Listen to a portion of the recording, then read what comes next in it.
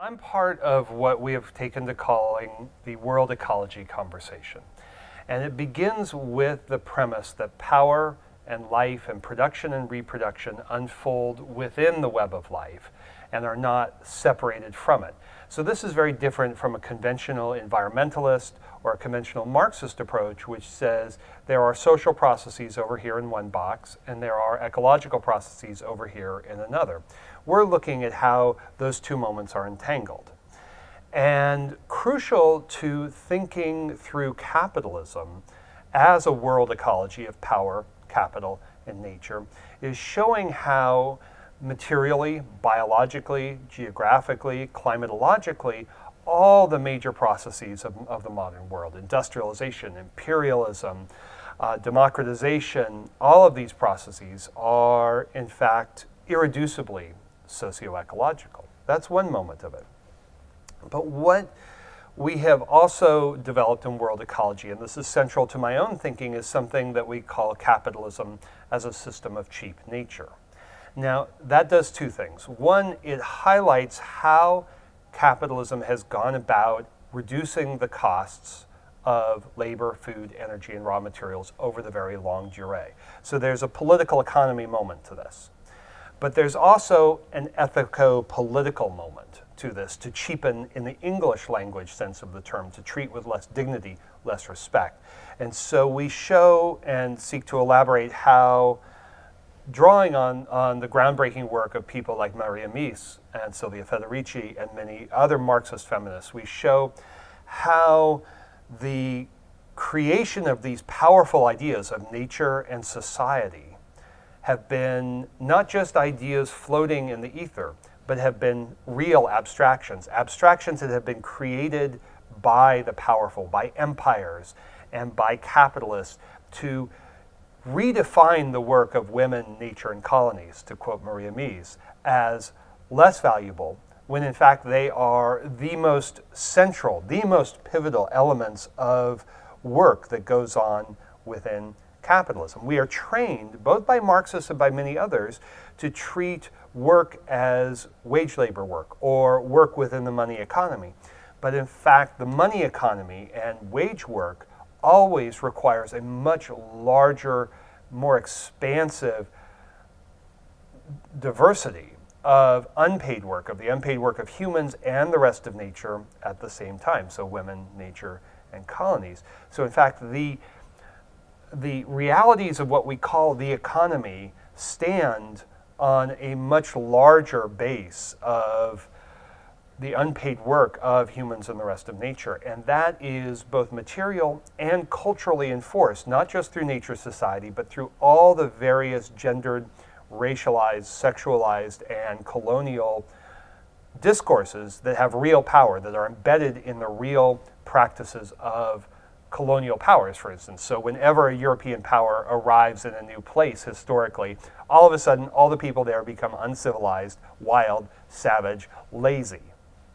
They are literally, before they are expelled from the land, they are expelled from membership in civilization. So when we use these terms like man and nature and capitalism and nature, we are reproducing a very old colonial mindset that has separated precisely what in our politics today we want to reconnect, that is human life and work with and within the rest of nature. Following up on where you left, so in our politics, you mentioned that what we want to do is actually kind of overcome these binaries. So I want you to more maybe explicitly comment on what your critique and what kind of the critique of capitalism that you developed maybe with others, but also by yourself, and this vision of world ecology or the framework of world ecology. What does it imply for politics, for political struggles, for social movements, and what does it add?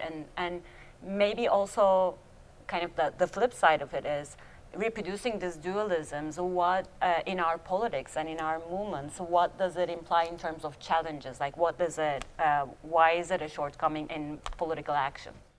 So the hard-won lesson of revolutionary and socialist and anti-colonial movements in the 20th century was that liberation must include all the peoples who have been excluded. So in the early 20th century in socialist movements, The male socialist would say, no, women's liberation has to wait. And then it was the liberation of the global south needs to wait. And then it was gays and lesbians and trans people need to wait. And so one of the crucial lessons is that effective revolutionary strategies have to stop drawing lines around who gets emancipated first. So in the title of my talk today, I quote Thomas Müntzer, the radical priest from Germany in 1524, who says, "The creatures too must become free." And I think that there's a fundamental truth to that that is spoken to by many movements, degrowth movements, solidarity economy movements, right to the city movements, climate justice movements, which are saying that there is no way to carry on the illusion of infinite economic growth within a mythical domain of society and not and meet the demands of all life, not nature as outside of humans, but of all life on this planet. So a radical imaginary has to come to terms with how capitalism is organized work, which is in this strange threefold way. There's the paid work that humans do, there's all the unpaid work that humans do, and then there's the work of nature as a whole. And what we are seeing in some places, without being romantic about this, we are seeing, especially with indigenous movements against extractivism, we are seeing an effort to connect these three moments, where some labor unions, not all, but some, are now saying, as the National Nurses United did during the standoff at Standing Rock, a few years ago, they are saying that pipeline construction represents a clear and present danger to the health of our members, our patients, of the whole society. That signals a watershed in labor politics, to understand that the reproduction of life is central to worker justice. So and that's been an enduring problem for decades. Environmentalists in the United States, not environmental justice activists, not labor unions like the oil, chemical, and atomic workers, but the mainstream environmentalist movements have all bought into this jobs versus environment, economy versus ecology. And the strange thing is that if we look at many radical critiques which have done an extraordinary service to us all in illuminating how capitalism works, but many of those radical analyses use the same language of economy plus ecology. That is the jobs versus environment battleground. So we need indeed to call for a movement of movements, as Andreas Malm asks us to do. And to do that, we need to identify how all these three forms of work fit together in the history of capitalism and in the present crisis. So capitalism not only does terrible things to the web of life, including human beings, so genocides and ecocides are always intimately connected, but it doesn't work because it does those things. That's fundamental to it in a way, and violence is something we need to think about. But it works because capitalism works because it puts natures of all kinds to work in a very dynamic way. That's at the heart of the cheap nature strategy since the era of Columbus.